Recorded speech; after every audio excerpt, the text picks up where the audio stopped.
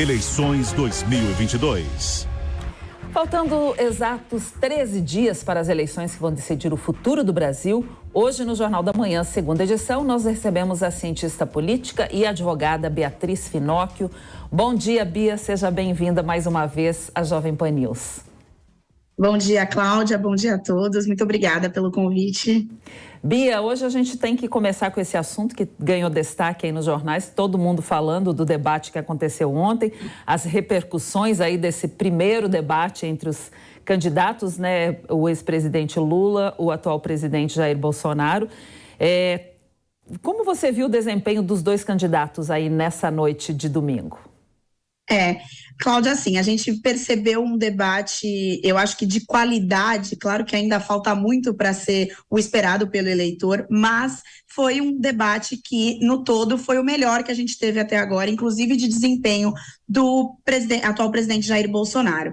No primeiro bloco, eu observei que o Lula, ele tomou o protagonismo, sim, do debate, quando ele começa a acusar o Bolsonaro com relação à condução da pandemia, que de fato é um calcanhar de Aquiles do Bolsonaro, e aí quando você toma essa posição de ataque, que foi no caso do Lula, é muito mais fácil você ter o protagonismo, e aí você via um Bolsonaro mais na defensiva, porém, nos outros blocos, no segundo e no terceiro principalmente, você via o Bolsonaro muito mais tranquilo, inclusive se utilizando de técnicas que eu achei super interessante, da relação de proximidade física do Bolsonaro com o Lula, coisa que o Bolsonaro nunca tinha conseguido fazer, até pela dinâmica dos demais debates.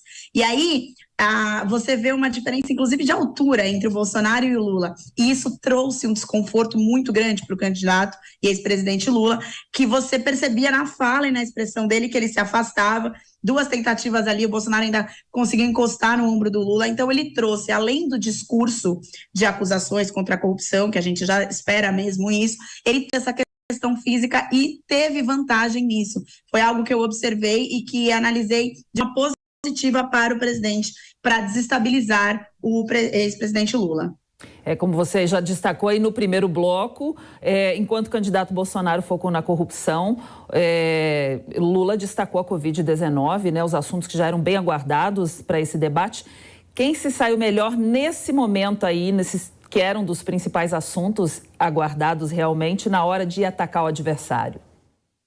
Neste primeiro bloco em específico, eu percebo nessa hora dos ataques, eu vi que o Lula se saiu muito melhor, ele teve mais protagonismo, né? Mas o Bolsonaro, ele recuperou, inclusive com gestão de tempo melhor, no momento em que ele começa a atacar, e ele pela primeira vez conseguiu trazer para o eleitor a informação e o combate à fake news, que é algo que a gente vê nessa campanha o tempo inteiro.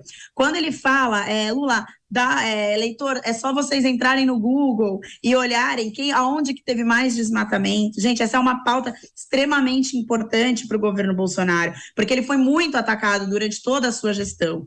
E aí, no momento que ele fala isso, e você sabe que quando você digita no Google o desmatamento no governo Lula foi muito, nem Dilma, do governo Lula em si, foi muito maior do que atual, foi uma jogada de mestre ali do Bolsonaro, dele ter conseguido verbalizar isso e trazer essa comunicação para o eleitor. Teve, sim, um protagonismo dele depois, ao longo de todo o debate. Eu vi o protagonismo do Lula muito mais no primeiro bloco do que ao decorrer. Inclusive, o Bolsonaro trouxe com clareza, pela primeira vez, e proximidade do eleitor, apesar de eu achar que o Bolsonaro precisa olhar para a câmera mais. Eu percebo que ele tenta desviar o olhar, não dá, tem que olhar para a câmera para trazer essa proximidade.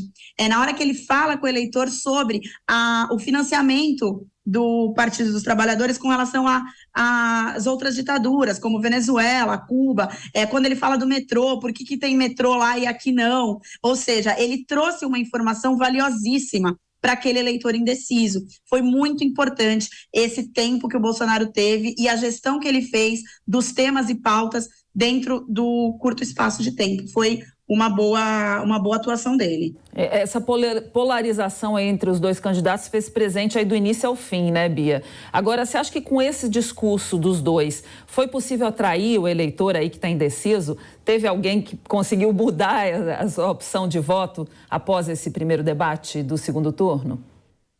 Como eu falo, né? Uma eleição como essa, uma eleição difícil, uma eleição histórica, ela não é decidida através de um debate, nem nada. Existe aí um histórico, né? Como eu sempre falo, tem que ter uma relação construída ao longo da história entre candidato e eleitor, mas as informações que foram trazidas à tona nesse debate ainda não tinham sido trazidas com clareza, já tinham, mas não com clareza. Então, eu acredito sim que se o eleitor, aquele eleitor um pouco menos sentimental, menos personalíssimo, menos regionalista, que está em dúvida, que tem uma consciência, se for realmente checar todas as informações trazidas por ambos os candidatos, vai conseguir sim se decidir. Não é uma eleição, como eu sempre falo, essa eleição não é a eleição da abstenção, essa eleição é a eleição do posicionamento. Então, porque é literalmente uma guerra ideológica e do que se acredita ser melhor para o desenvolvimento de um país. Então, por essa clareza dessa eleição e junto com a clareza que o Bolsonaro trouxe das informações, é mais fácil de se decidir, sim, desde que haja a pesquisa para que se comprove o que se trouxe no debate. E não fique refém. Porque, assim, política é narrativa, política é discurso, faz parte da política, tá certo, é isso mesmo, é o jogo, mas a gente precisa confirmar, através de fontes confiáveis, todas as informações trazidas nos debates, coisa que em outros debates não conseguiu com a clareza que teve esse. Então, sim, considerando esse cenário em específico, se o eleitor aliar a informação do debate que ele teve e a pesquisa aprofundada de fontes confiáveis, fica mais fácil, sim, de decidir o voto. Então, com esse formato aí novo que teve esse debate, o candidato teve mais chance de mostrar as suas propostas, né? Será que vai ser possível conseguir esse eleitor, esse número de abstenção alto que a gente teve no primeiro turno, que foi em torno de 20%? Após esse debate, vai ser possível esse eleitor ficar mais propenso a votar em um dos dois candidatos ou será que continuaremos tendo uma abstenção enorme? A gente ainda precisa ver o decorrer das campanhas.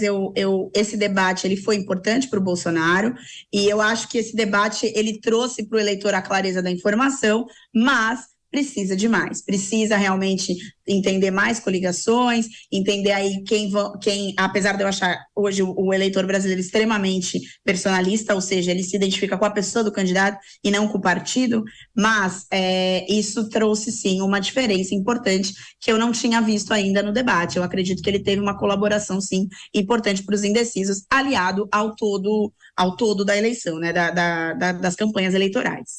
A gente não viu dessa vez muro, nem meias palavras aí, né, quando o assunto em pauta foram esses temas caros, né, ao bolsonarismo, como a agenda conservadora, e ao petismo, que tem agenda mais para os desfavorecidos, né? A gente viu uma pauta, uma conversa mais propositiva nesse debate, né?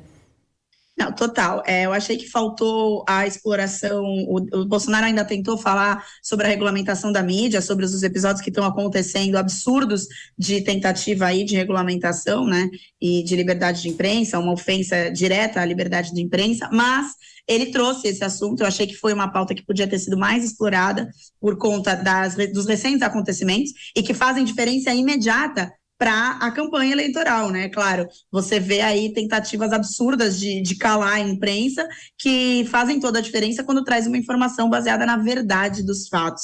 E isso é muito preocupante, claro, porém, eu acredito que nos demais debates a gente vai conseguir trazer esse tipo de relação. O Lula ainda falou em algum momento sobre o quanto ele é a favor da democracia, etc., que ele que é o candidato da democracia. O Bolsonaro ele precisa explorar mais isso e trazer, de fato, à tona as questões como ele trouxe, porém com mais veemência. Por exemplo, a questão do Daniel Ortega e diversos outros episódios aí que a gente sabe que o Lula gosta de se aliar.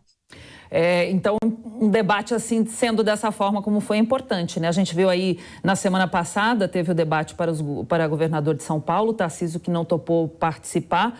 É importante o candidato participar do debate aí para mostrar suas propostas para o eleitor? é muito importante mostrar, eu acho que mostra um comprometimento, inclusive, ainda que o candidato não acredite que há uma relevância política de vir a voto, etc., eu vejo como um respeito e comprometimento com o eleitor, de trazer informação. Na verdade, é um compromisso com trazer a informação e, principalmente, esclarecer algumas coisas. Eu, particularmente, não gosto dessa atitude de não participar do debate, acho que sou um pouco arrogante, mas, infelizmente, a gente observou isso aqui no debate do governo do Estado, porém, não vai ser algo também definitivo para a eleição do Tarcísio, mas eu acho que é uma postura como respeito mesmo, até ao processo democrático e tudo mais. Eu não vejo com bons olhos não participar do debate.